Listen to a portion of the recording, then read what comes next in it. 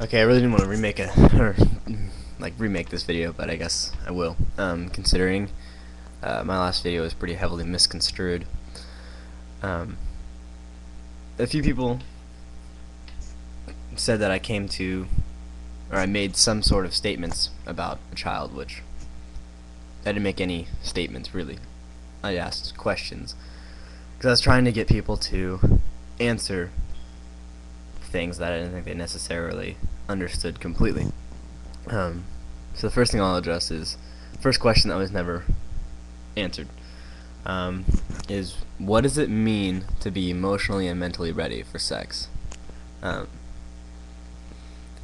Those are two pretty abstract terms, and so in order to make that statement, the chain of concepts surrounding emotional and emotions and mentality need to be pretty concrete in order for your definitions of, emotional and mental to be right.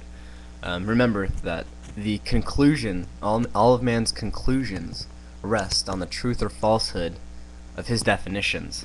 So when you come to a really abstract conclusion about emotions or a really abstract conclusion about mentality, the chain of concepts surrounding those words needs to be really, really correct. Okay?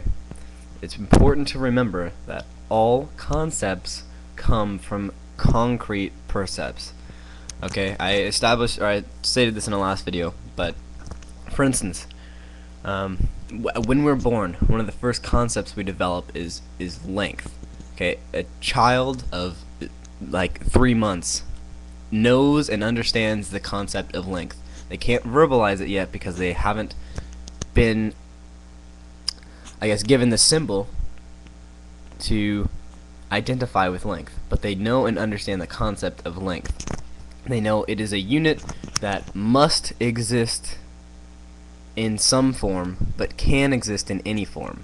Okay, that's the first thing that they start to understand, one of the first things that they develop as an infant. So by establishing units of length, eventually they'll come to understand the concept of a foot, and they can understand or not even the concept of a foot, but they'll understand the symbol of a foot. They can perceive what a foot is. A foot is so many units of a certain length, and so they understand what a foot is perceptually and conceptually through the perceptual concrete of length that they have already determined.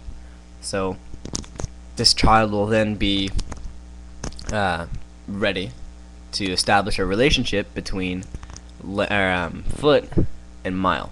So they can't perceive a mile, but they can perceive a foot, and they know foot has to do with units of length. So they conceptualize what a mile is, and eventually they can establish a relationship between a mile and a light year, and conceptualize what a light year is.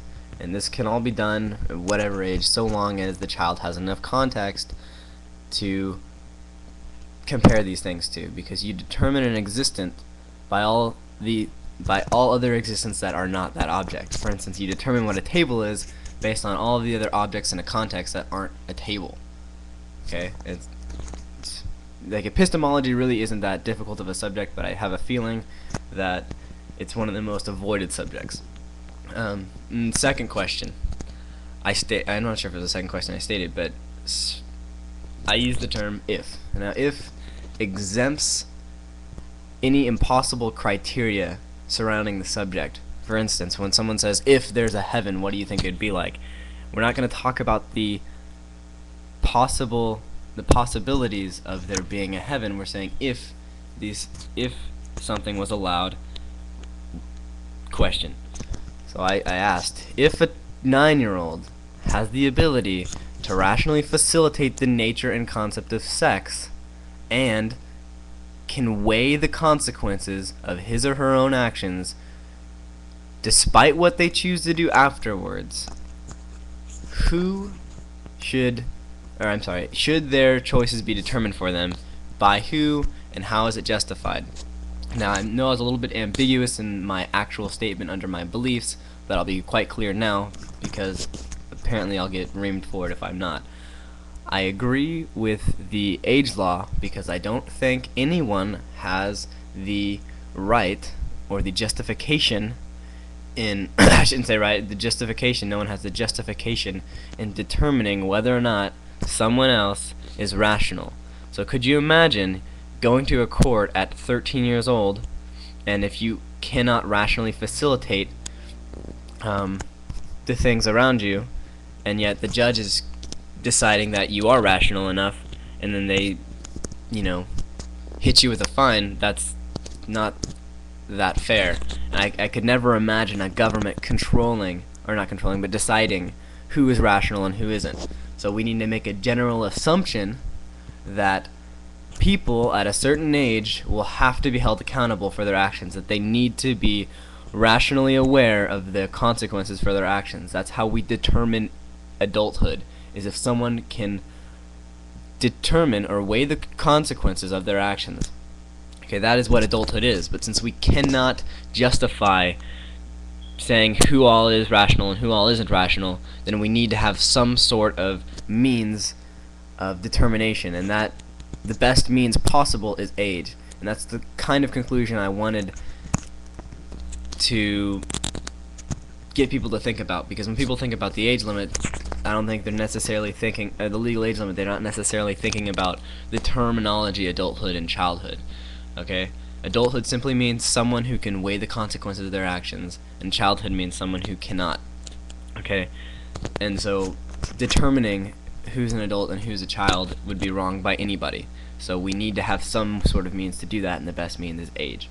And I think, I forget the username, but Lord of something, I forget, said that there's so many other factors to sex when really there aren't. Sex is a perceptual, well, it is a perceptual concrete. We can perceive that sex does exist. But you're right, there are other retainable concepts within sex, such as sensations. But you say certain emotions aren't prevalent in a child's life, but that's not necessarily true. I mean, children have the sensations of happiness and color and sound, so they can connect these concepts of sensations with the concepts of the sensations presented in sex. It doesn't mean they need to be, fondled with or whatever. I mean, but they can, so long as they understand the nature of concepts, they can understand the concept behind sensations of sex. It's not like it's an impossible concept for them to grasp, but they can understand that concept because they have had experiences and context to put sensation, the word sensation, into their reality. Okay, and then if they can understand the nature of the purpose of sex, why, the metaphysics behind sex, if they can understand the metaphysics behind sex, which is totally possible because they can figure out and understand the metaphysics behind other words, other symbols. And so it's not an impossible thing for a child to understand, or not a child, but a 9-year-old to understand. I think you have to realize that for a sentence to even be created, it means you have to have perceptual concretes and conceptual definitions. So when a child makes a sentence, their rational facility is already just cranking out. I think it was Naomi who said a 9-year-old can't be rational and objective. But for that statement to even be true, that means all 9-year-olds can't even just talk, because all sentences are created by your rational facility and your ability to rationally facilitate what you're perceiving.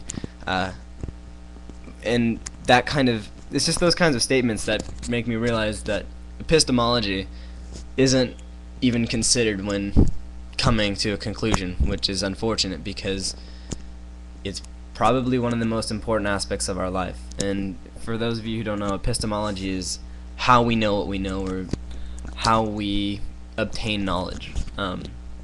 So this whole video, or the whole last video, wasn't, I mean, I didn't make any real statements. I mean, the only statements I made is it's possible for a 9-year-old to understand and understand the concept of sex and to be able to weigh his actions with consequences, and that I agree with the legal age limit because I don't think anybody could have the justification in determining someone else's rationality. Those are the only two statements I made, but everyone else